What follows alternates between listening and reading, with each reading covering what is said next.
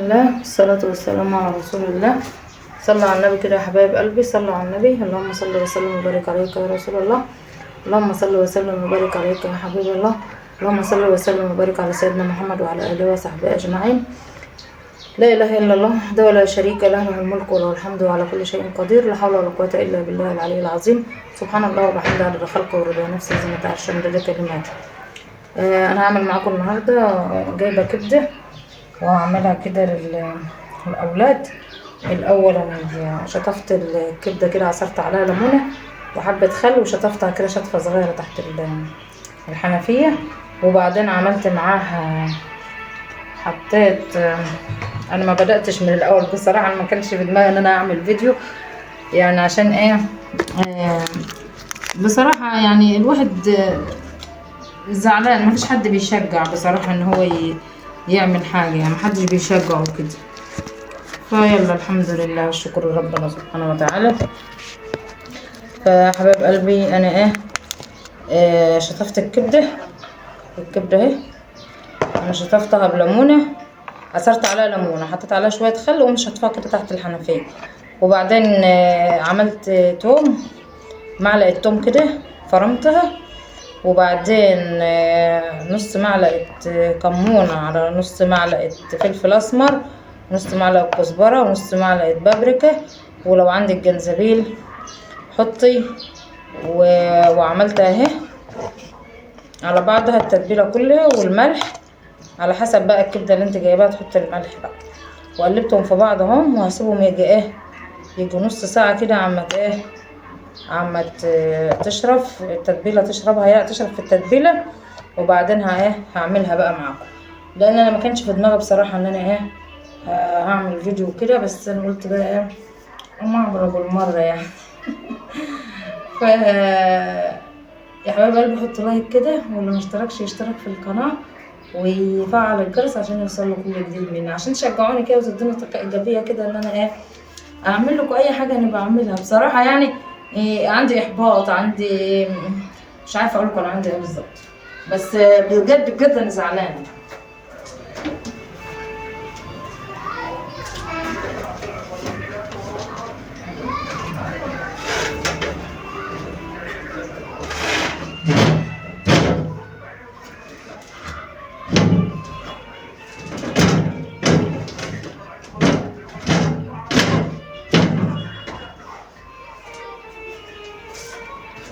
فهسيبها بقى يجي نص ساعة كده وهرجع لكم تاني نعملها بقى مع بعض. فنقفل الفيديو بقى عشان ما يطولش عليكم.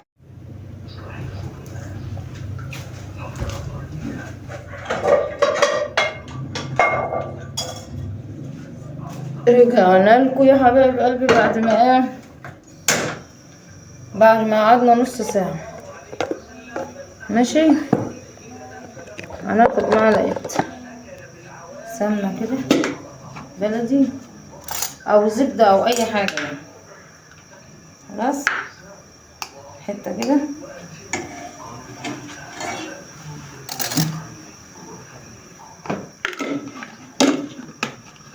ومعاه شوية زيت بس كتار بقى، كتر الزيت عشان كبدة تبقى حلوة كده وطعمها.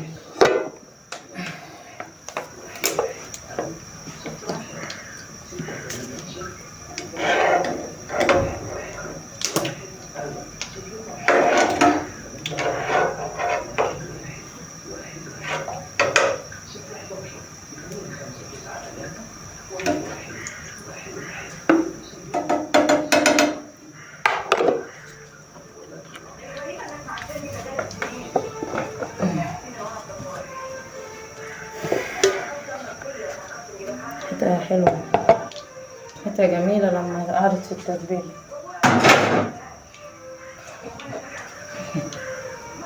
مش عارفة اوريكم عشان التليفون.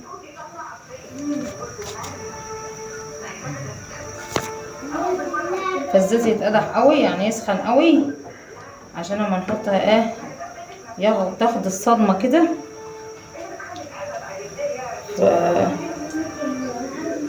وما نكترش البهارات قوي يا حبايب قلبي على الكبده، عشان ما تبقاش غامقه، يعني الكبده ما تغمقش منها.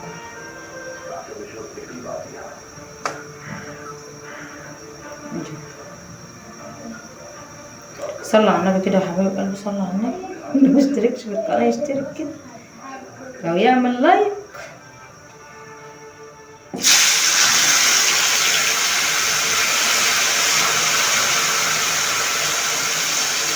ايه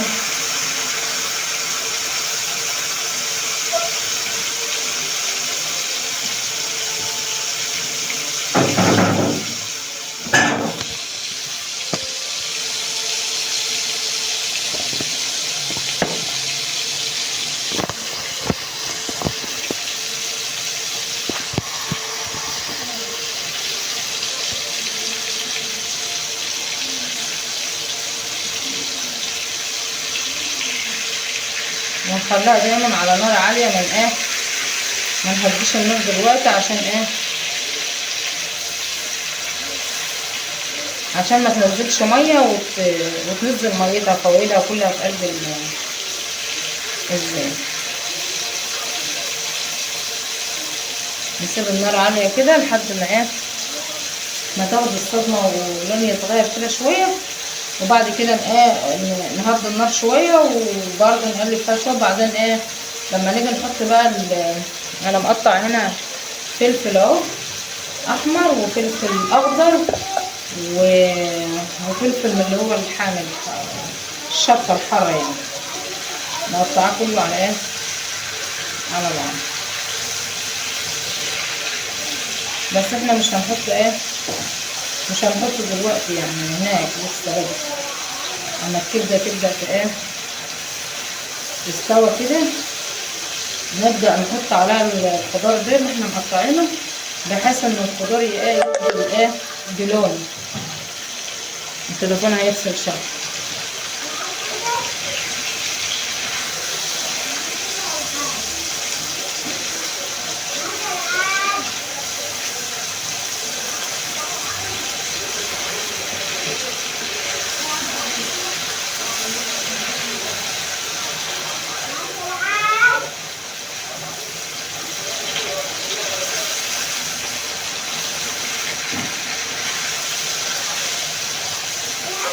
معاكم خطوه بخطوه اهو، مش راضي ايه اقفل الكاميرا عشان تبقى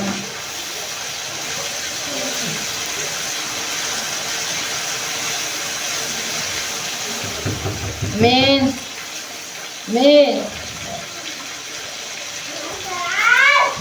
بس نص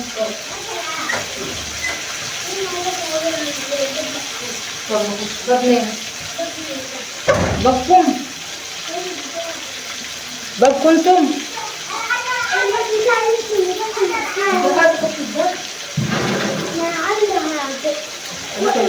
خليكي بعيد. ايوه خليكي بعيد من الدريه فيا. عندها يعني انت ما كانت عايزكم من امبارح ما قلتلكوش لا نبدا نهدي النار يا حبيب قلبي ايه على وسط كده، وبعدين نقلب ايه. قلت له رايحه مشوار فين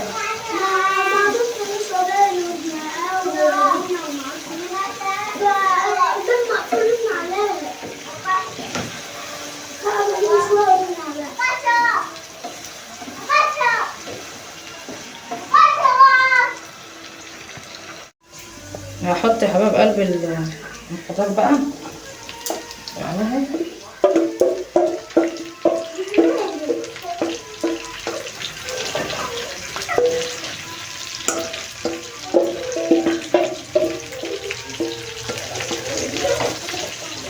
قلب بقى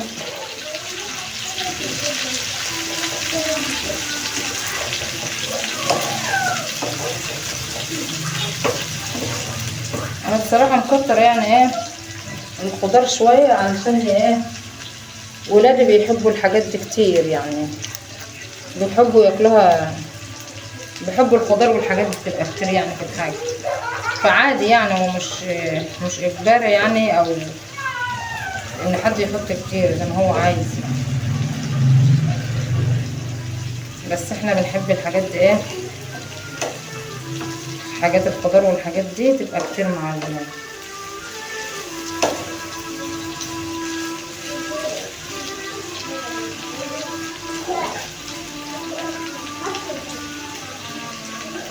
نهديها النار خالص على اساس ايه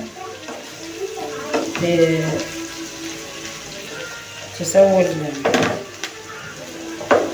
الفلفل والكبده مع بعض، عشان تنزل بقى اللي هي ايه الفلفل والكبده مع الخضار، ينزلوا الصوص بتاعهم، يبقى ايه بالصوص صوصها كتير كده وحلو.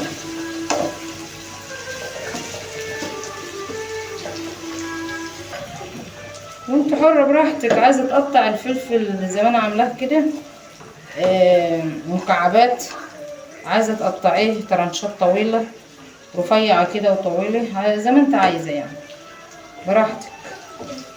والله كل واحد بيتفنن في اكله بقى، وبيعمل اكل على ايه، على يعني على مزاجه، لان هو طبعا اللي هياكل. وبرده احنا بنعمل يعني زي ما احنا بناكل بنوريكم، ممكن وصفتنا تعجبكم يعني،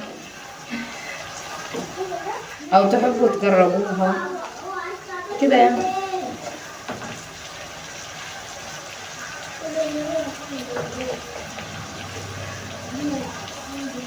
فنهدي بقى على النار كده ونسيبها ايه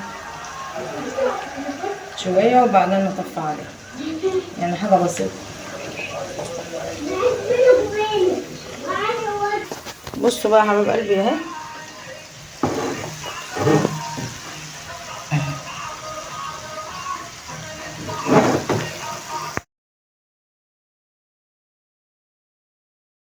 اهي بعد ما ايه ما اتعملت، ما خلاص دي الصوص بقى بتاعها، دي الصوص اهو،